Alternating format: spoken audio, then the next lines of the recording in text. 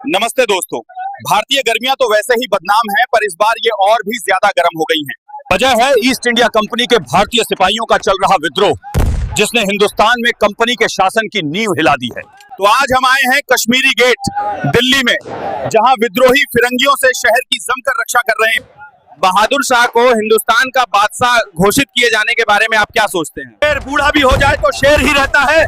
बहादुर शाह जफर ने पूरे हिंदुस्तान को उम्मीद दी है। हल्ला बोल ऐ फिरंगी, गाजियों में बू रहेगी जब तलक ईमान की, तख्ते लंदन तक चलेगी तेग हिंदुस्तान की। ईमान, अभी तक कितने अंग्रेजों को मारा?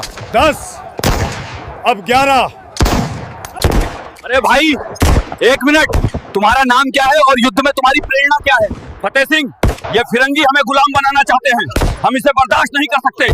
अब सही समय है, हम उन्हें अपनी जमीन से भगा देंगे। क्या आपको लगता है कि आप ये लड़ाई जीत सकते हैं?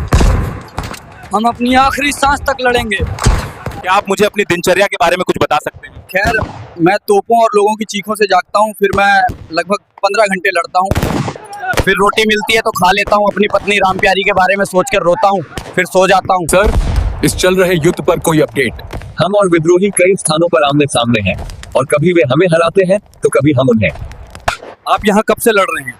हम सुबह से यहाँ हैं, विद्रोहियों को पीछे धकेल रहे हैं। ये युद्ध जीत गए तो जश्न कैसे मनाएंगे? शराब, औरतें, नाच गाना और शायद एक और युद्ध शुरू करेंगे, ताकि हम ये सब फिर से कर सकें। आपको घर की कौन सी बात सबसे ज्यादा याद आती है? मेरी 3 पत्नियां, मेरी बकरी, मेरे खेत और मेरी माँ की हाथ की बनी बिरयानी।